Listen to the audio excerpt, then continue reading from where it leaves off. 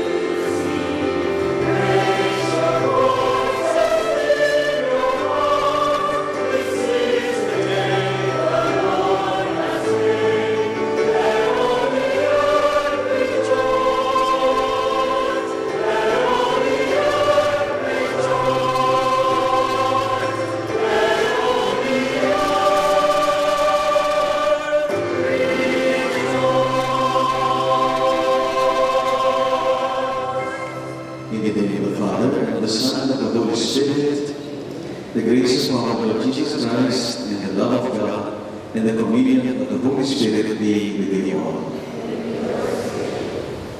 On this Pentecost Sunday, my dear brothers and sisters, let us ask the Lord, that we may always be aware, conscious of the presence of the Spirit of His Son in our midst, who brings life, joy, and strength to us all. Let us begin by acknowledging our sins before the Lord and before one another as we ask for God's forgiveness and strength.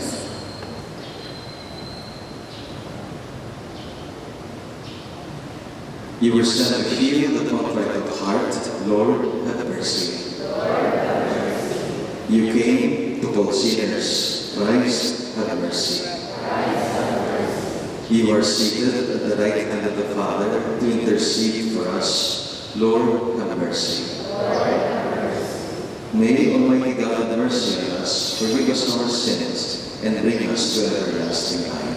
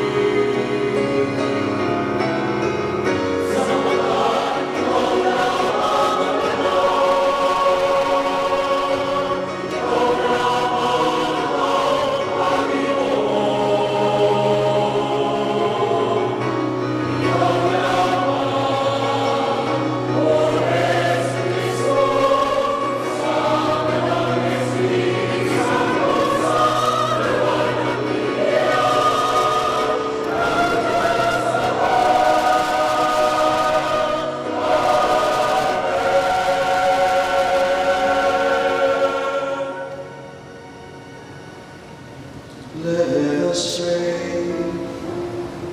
O God, who by the mystery of today's great feast sanctify your whole church in every people and nation, pour out, we pray, the gifts of the Holy Spirit across the face of the earth, and with the divine grace that was at work when the gospel was first proclaimed, fill now once more the hearts of believers through our Lord Jesus Christ, your Son, who lives and reigns with you in the unity of the Holy Spirit, God forever and ever.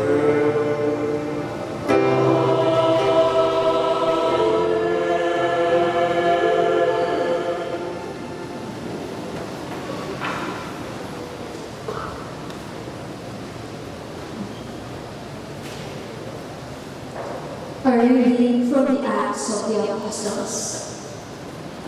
When the time for Pentecost was fulfilled, they were all in one place together, and suddenly there came from the sky a noise like a strong driving wind, and it filled the entire house in which they were. Then there appeared to them tongues as of fire, which parted and came to rest on each one of them. And they were all filled with the Holy Spirit and began to speak in different tongues, as the Spirit enabled them to proclaim. Now there were devout Jews from every nation under heaven staying in Jerusalem. At this sound, they gathered in a large crowd, but they were confused because each one heard them speaking in his own language. They were astounded, and in amazement they asked, "Are not all these people who are speaking Galileans? Then how does each of us hear them in his native language? We are Parthians, Medes, and Elamites, inhabitants of Mesopotamia, Judea and Cappadocia, Pontus and Asia, Phrygia and Pamphylia, Egypt and the districts of Libya near Cyrene, as well as travelers from Rome, both Jews and converts to Judaism, Cretans and Arabs. Yet we hear them speaking in our own tongues and of the mighty acts of God." The word of the Lord.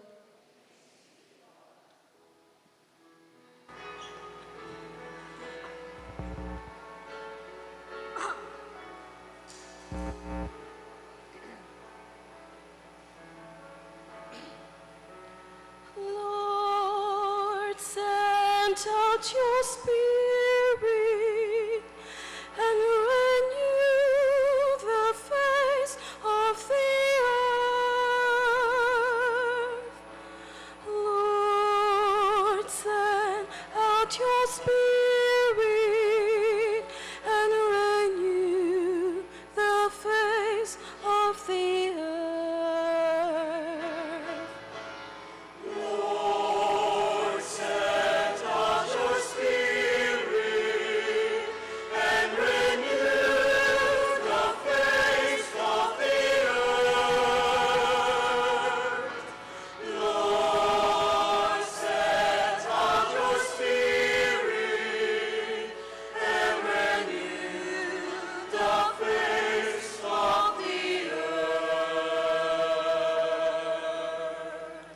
Bless the Lord, O my soul.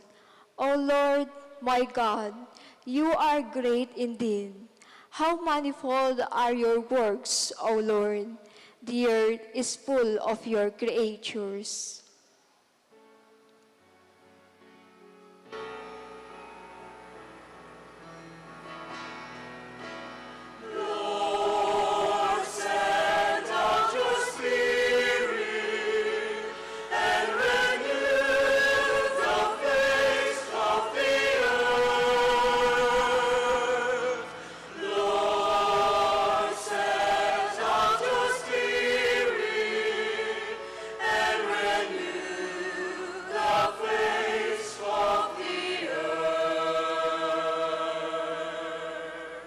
May the glory of the Lord endure forever. May the Lord be glad in his works. Pleasing to him be my team. I will be glad in the Lord.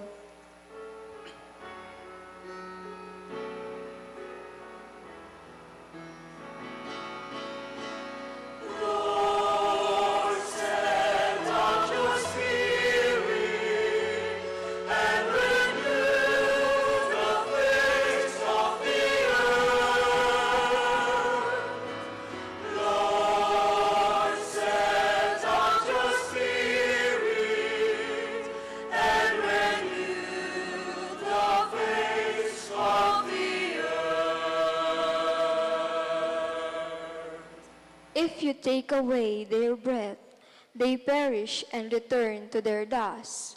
When you send forth your Spirit, they are created, and you renew the face of the earth.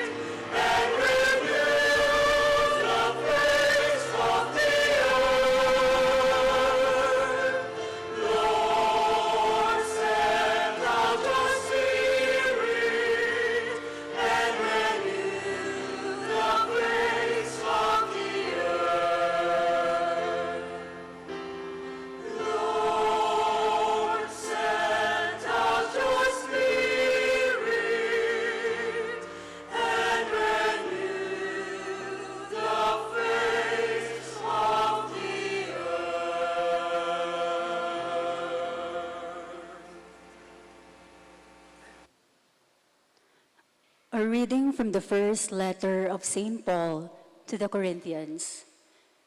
Brothers and sisters, no one can say Jesus is Lord except by the Holy Spirit. There are different kinds of spiritual gifts, but the same Spirit. There are different forms of service, but the same Lord. There are different workings, but the same God, who produces all of them in everyone.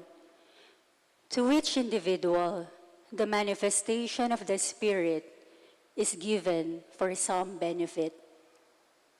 As a body is one, though it has many parts, and all the parts of the body, though many, are one body, so also Christ. For in one Spirit, we were all baptized into one body, whether Jews or Greeks, slaves or free persons, and we were all given to drink of one Spirit. The word of the Lord. Sequence, please rise.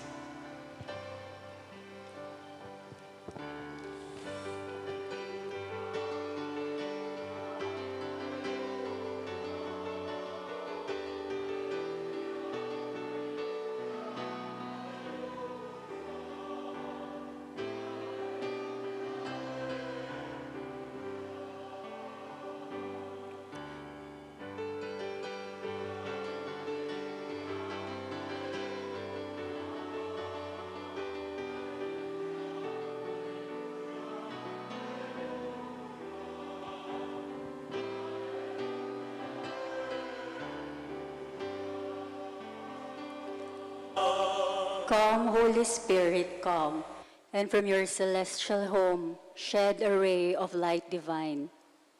Come, Father of the poor, come, source of all our store, come within our bosom shine, you of comforters the best, you the soul's most welcome guest.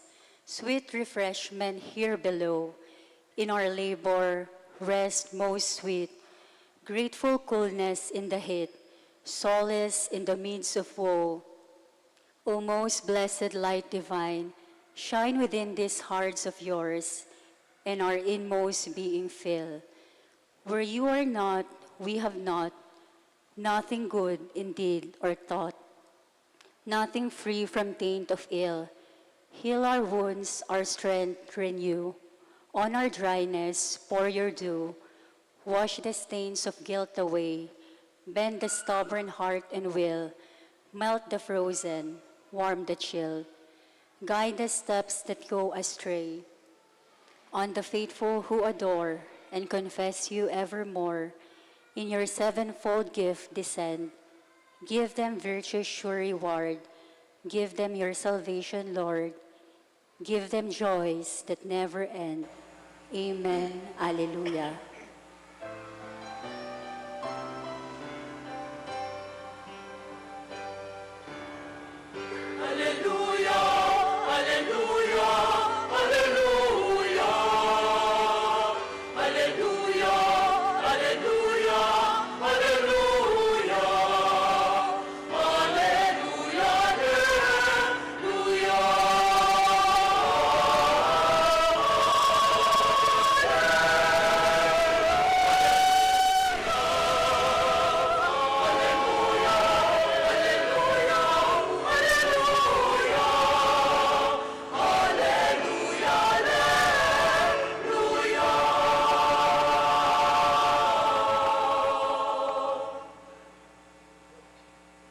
Come, Holy Spirit, fill the hearts of your faithful and kindle in them the fire of your love.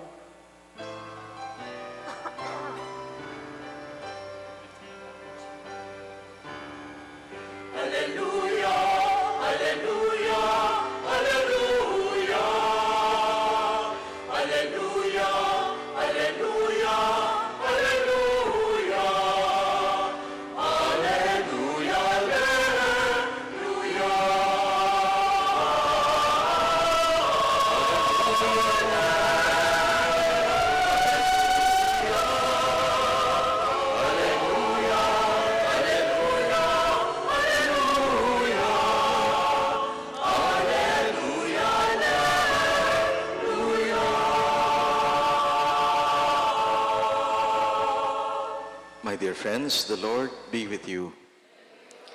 Listen to a reading from the Holy Gospel according to St. John.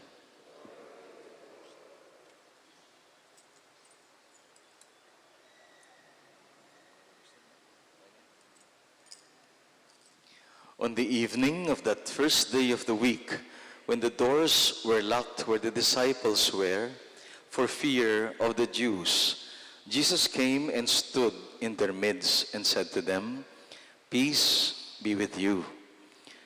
When he had said this, he showed them his hands and his side. The disciples rejoiced when they saw the Lord. Jesus said to them again, "Peace be with you. As the Father has sent me, so I send you." And when he had said this, he breathed on them and said, "Receive the Holy Spirit. Whose sins you forgive are forgiven them, and whose sins you retain are retained." This is the gospel of the Lord.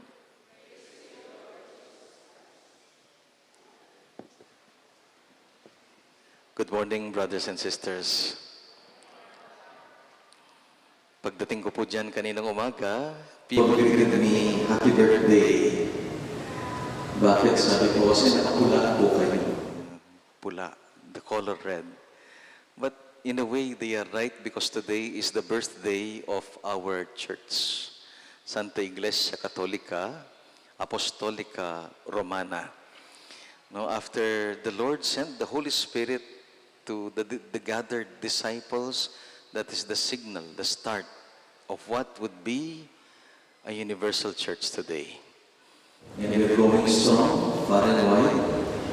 The Catholic Church is really widespread.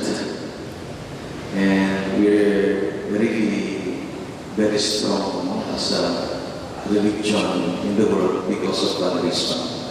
The Holy Spirit is alive in the Church.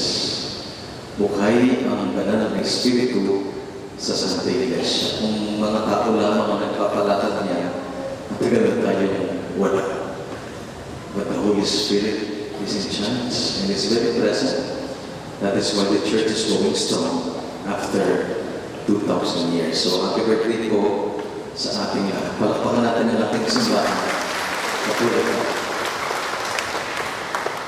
Bago po yung salamin ko, ngayon ko kung napansin niyo. Napakagandang gamitin, comfortable, and parang wala kang sinusuot.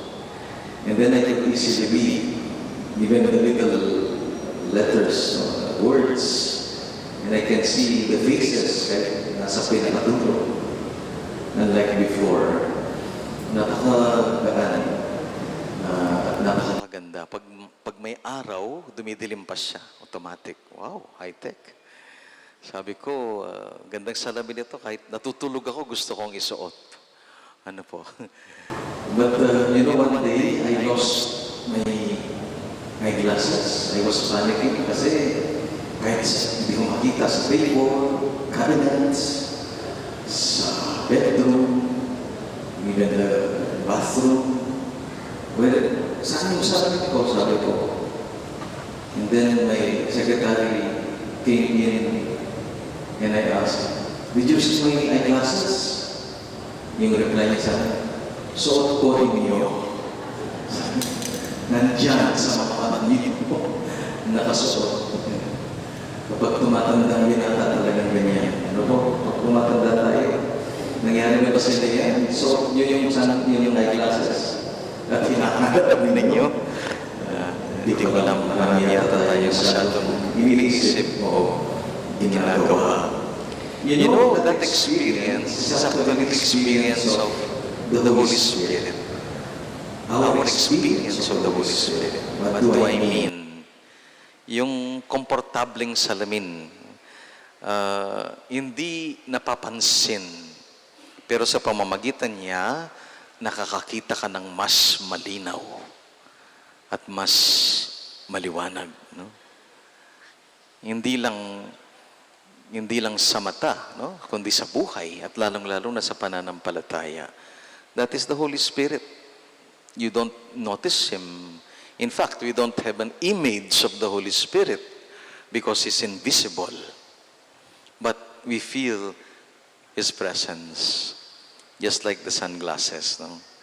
Glasses are not to be seen, but they are to be seen through. Ang salamin hindi tinitingnan, kundi ginagamit para makakita, makatingin. Even the Holy Spirit, there is no need to see Him. What is important is He is there and we see because of Him. We see clearly because of the Holy Spirit. We have faith because of the Holy Spirit in our midst. Huwag na tayong magtanong kung nasan siya. Malinaw, nandyan siya. Nandyan siya. Kahit hindi natin nakikita, pinapakita naman niya ang katotohanan at kabanalan ng Panginoon. So today is Pentecost Sunday. 50 days after the resurrection, we celebrate the Holy Spirit coming down, sent by God, so that He will make us see more clearly. You know, when the Holy Spirit came, the disciples were transformed. Kaya pala. And then they see Jesus everywhere. Oh, nandyan siya. Nandito siya. And their faith was deepened, that they gave their life for the gospel. Yan ang bunga, epekto ng banal na Espiritu sa atin. Pinapaliwanag niya ang ating nakikita, kaya nagiging maliwanag. Nagiging tayong mas maunawain. Naiintindihan natin kahit magulo at madilim because of the presence and the power of the Holy Spirit. Napakarami po niyang symbol sa Bible, no? Meron ng kalapati. Ang bininjagan sa Panginoon, ang Holy Spirit daw, parang kalapating bumaba sa Kanya. No? Kaya nga ang tawag natin, kalapati, the dove, is the symbol of the Holy Spirit. But the readings today suggest a very beautiful image. The image of the wind, sabi niya. No? From Genesis, now in the first reading, and even the second reading, the Acts of from St. Paul, in his letter to the Corinthians. The bottom line is, the Spirit comes to us to give us life. To give us life. How do the readings relate that?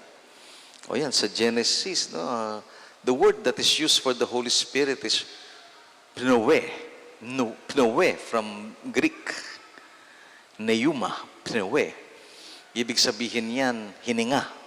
So, ang tawag ng Old Testament sa Holy Spirit is hininga ng Diyos.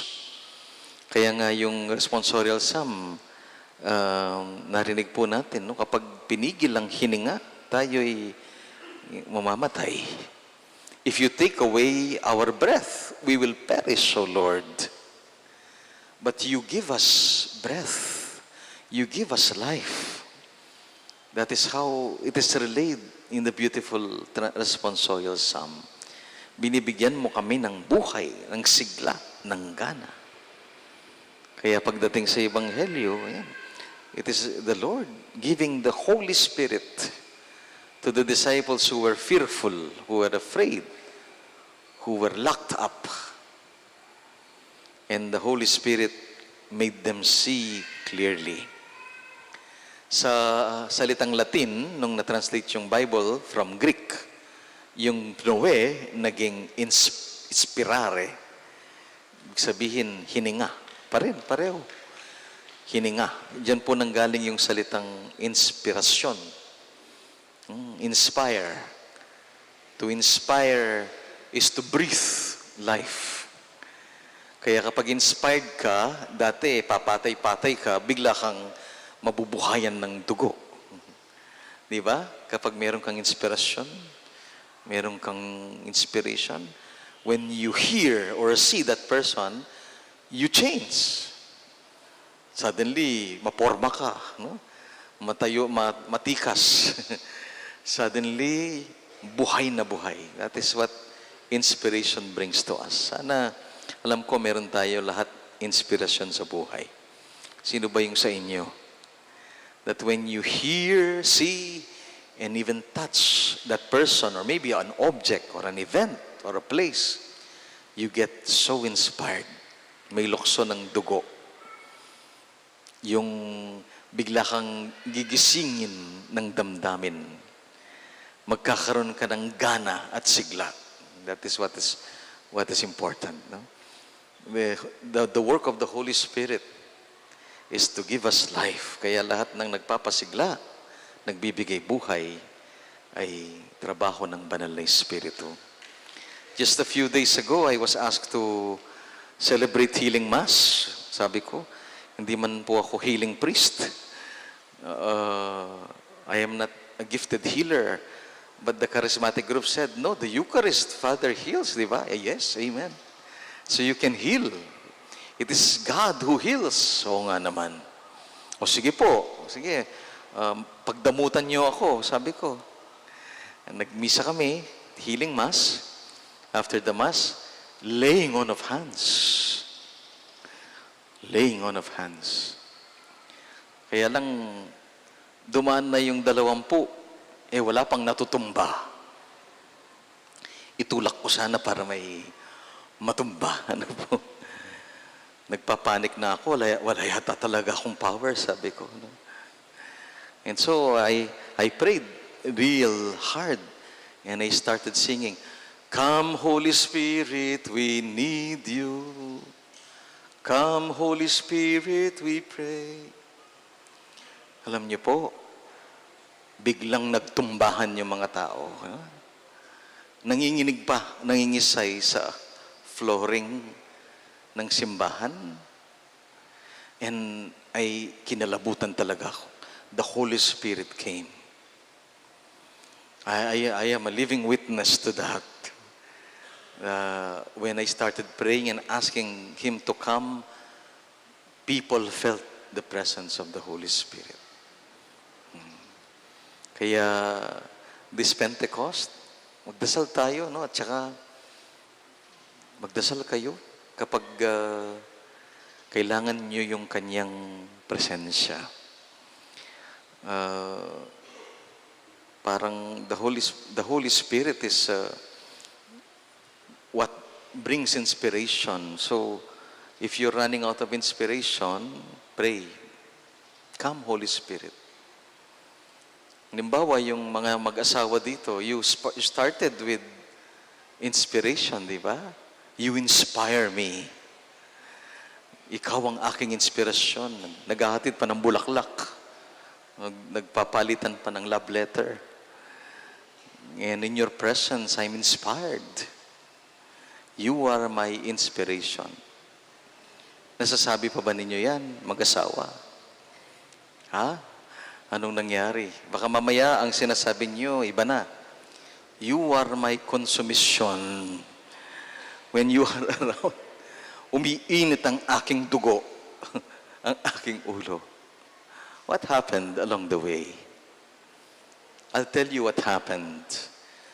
You are forgetting that the Holy Spirit is present in your married relationship. It's true.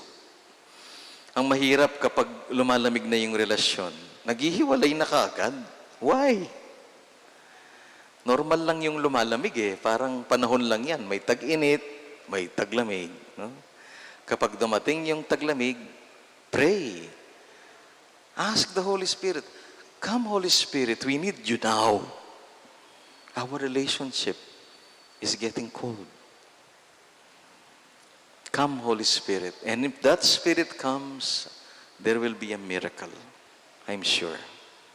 Just like what I witnessed in that healing mass. Darating siya. Tumawag ka lang.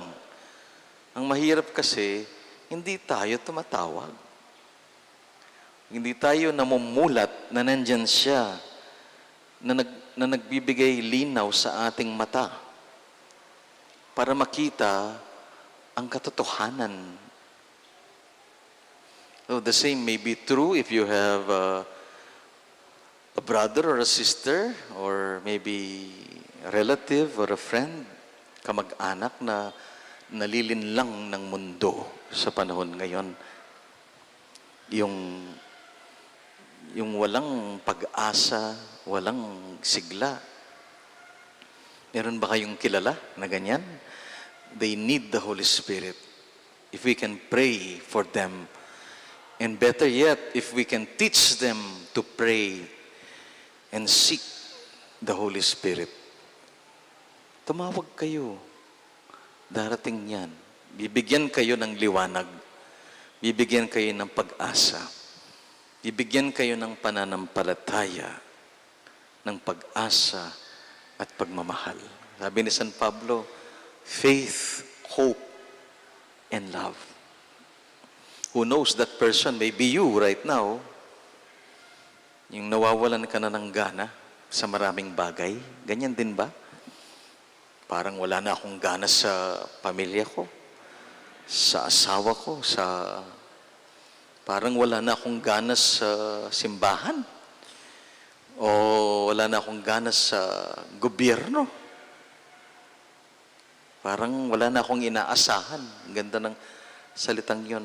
May inaasahan, may pag-asa, and hope. You might be that person. Pray to the Holy Spirit. It's very effective, no? Sabihin lang ninyo, come Holy Spirit, we need you. I need you. I pray. Come with your strength and your power. Fill my heart and the hearts of the faithful, and kindle in us the fire of your love. Kaming papatay-patay at parang naglalakad na bangkay, sunugin mo kami sa iyong pag-ibig. Gisingin mo kami sa iyong pagmamahal. My dear brothers and sisters, these are the promptings of the Holy Spirit. And this Pentecost Sunday, this is His mission, no? To bring us back to life. Yan ang resurrection. To bring us back. Bigyan tayo ng sigla at gana sa buhay at sa ating misyon na binigay ng Panginoon sa bawat isa sa atin. And when things go cold again, or when we experience these things in our life, disappointments, discouragements, 100% pray to the Holy Spirit. He will come to you. Basta sabihin lang ninyo, come Holy Spirit, I need you. Amen. I ask you now to all stand and we will profess our faith in God. I believe in God, the Father Almighty, creator of heaven and earth, who was conceived, the Holy Spirit, born of the Virgin Mary, suffered under Pontius Pilate, was crucified, died, and was buried. He descended into hell. On the third day, he rose again from the dead. He ascended into heaven and is seated at the right hand of God, the Father Almighty. From there, he will come to judge the living and the dead. I believe in the Holy Spirit, the Holy Catholic Church, the communion of saints, the forgiveness of sins, the resurrection of the body, and life everlasting. Amen. Let us now pray together, dear brothers and sisters, aware that we need the Holy Spirit's help to live up to the challenges of our Christian life and commitments. Let us say, "Come, Holy Spirit, we need you." Please repeat.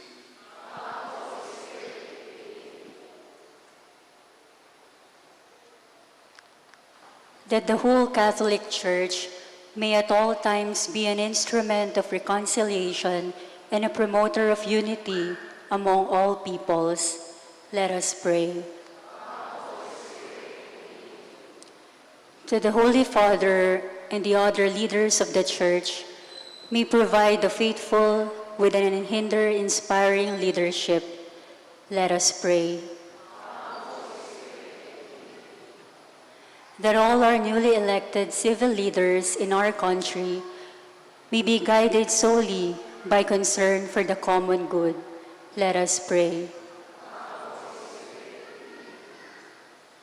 That those among us who are burdened with trials of whatever kind may find in our community the support they need. Let us pray. Let us pray in silence for the urgent concerns of our parish community and our personal intentions. Let us pray.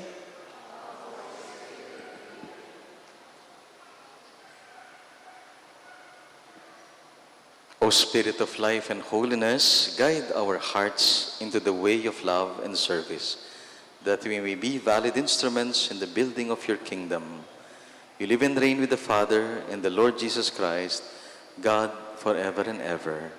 Amen.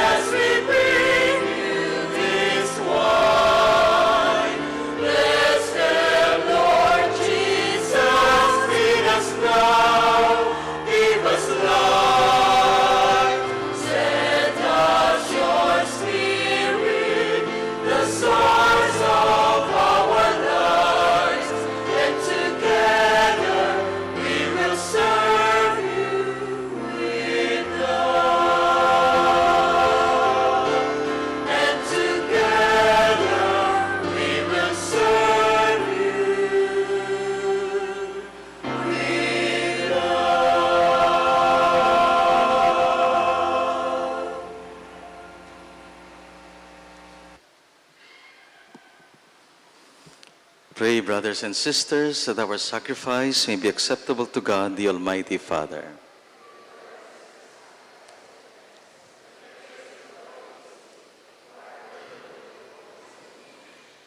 Grant, we pray, Lord, that as promised by your Son, the Holy Spirit may reveal to us more abundantly the hidden mystery of this sacrifice and graciously lead us into all truth.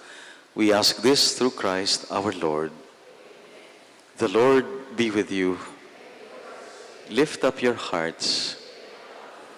Let us give thanks to the Lord our God. It is truly right and just, our duty and our salvation, always and everywhere to give you thanks, Lord, Holy Father, Almighty and Eternal God. For bringing your Paschal mystery to completion, you bestowed the Holy Spirit today on those you made your adopted children by uniting them to your only begotten Son. This same Spirit, as the Church came to birth, opened to all peoples the knowledge of God and brought together the many languages of the earth in profession of the one faith.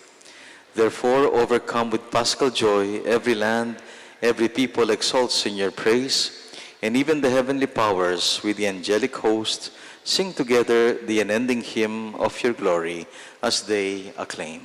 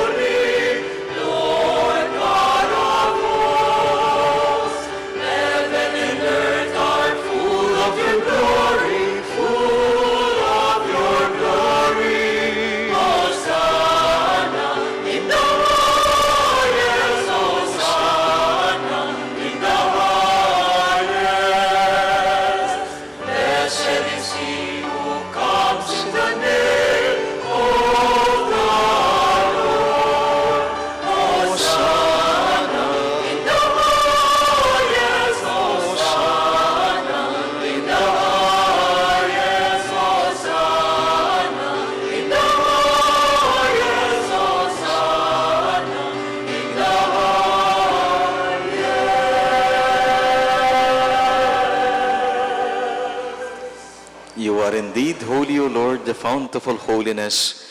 Make holy, therefore, these gifts, we pray, by sending down your Spirit upon them like the dewfall, so that they may become for us the body and blood of our Lord Jesus Christ.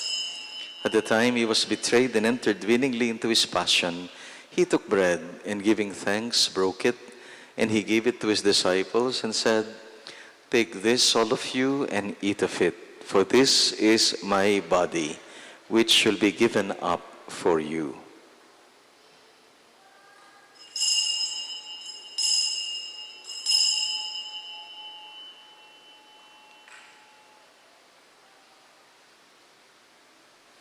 In a similar way, when supper was ended, he took the chalice, once more giving thanks, gave it to his disciples, and said, "Take this, all of you, and drink from it, for this is the chalice of my blood, the blood of the new and eternal covenant, which shall be poured out for you and for many for the forgiveness of sins. Do this in memory of me."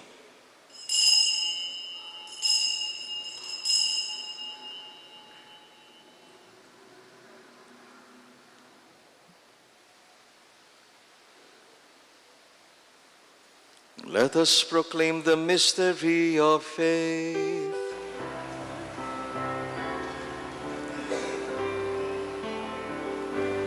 When we eat this bread and drink this cup, we proclaim your death, O Lord, until you come again, until you come again. We proclaim your death, O Lord.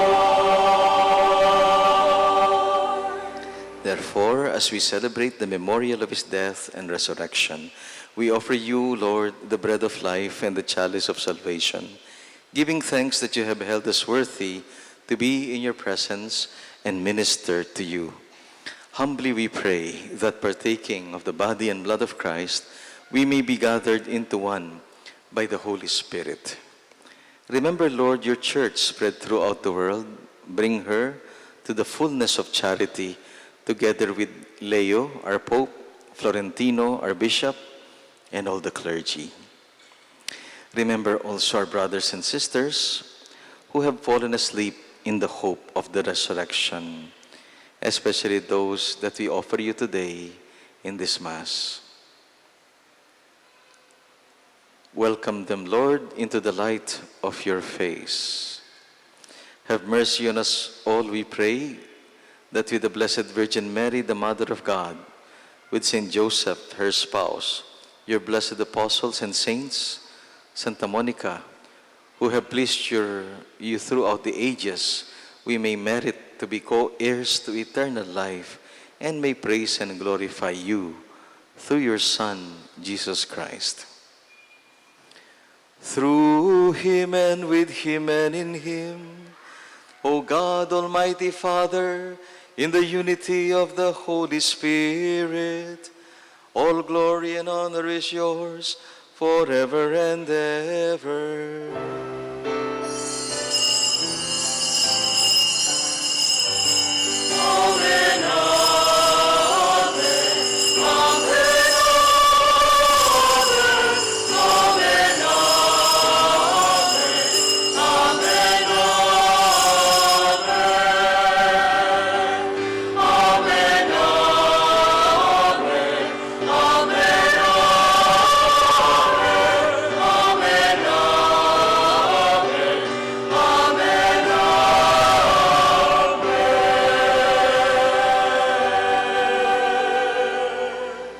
Strengthen us all by the Spirit of your Son as we pray.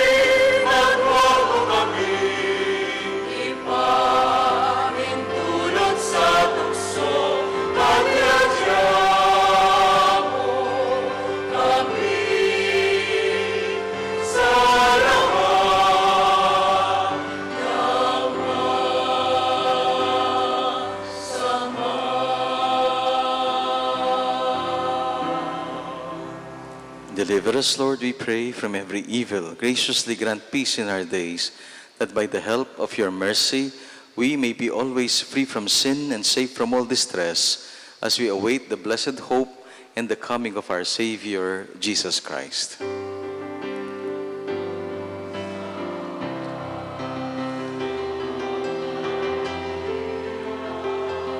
At ang yarihan at ang kapurihan at pagkailanman.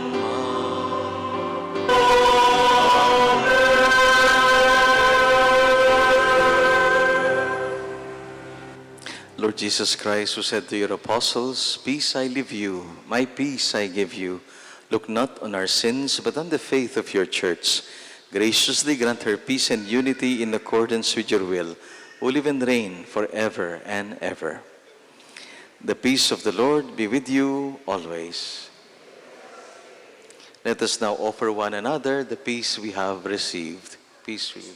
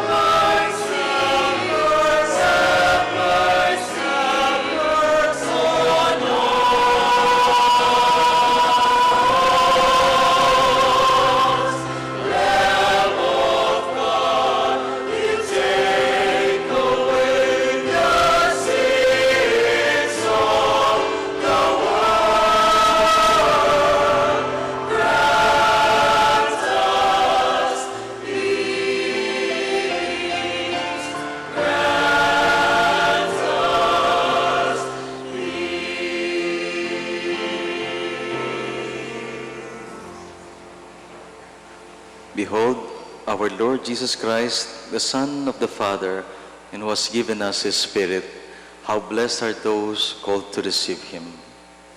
Lord, I am not worthy that you should enter under my roof, but only say the word, and my soul shall be healed. The body and blood of Christ bring us all to eternal life.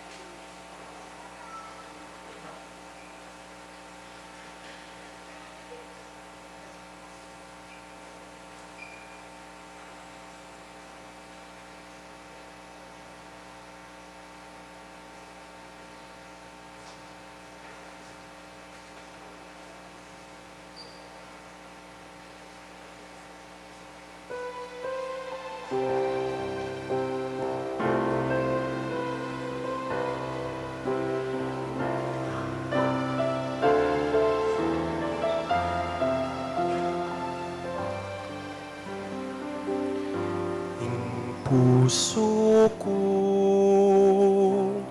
pagtulapanan, ingi ka panehatag mana, ing puso ko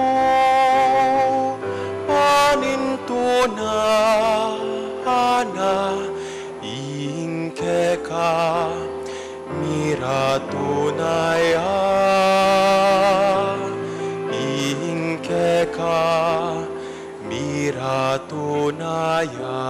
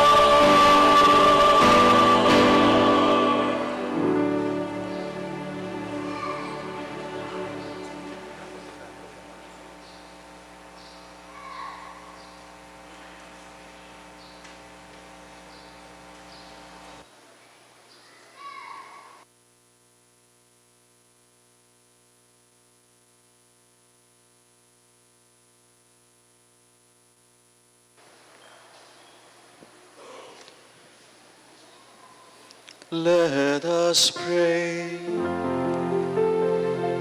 O God, who bestow heavenly gifts upon your church, safeguard, we pray, the grace you have given, that the gift of the Holy Spirit poured out upon her may retain all its force, and that this spiritual food may gain her abundance of eternal redemption.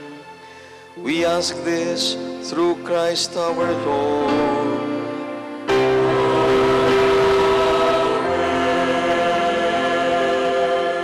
The Lord be with you.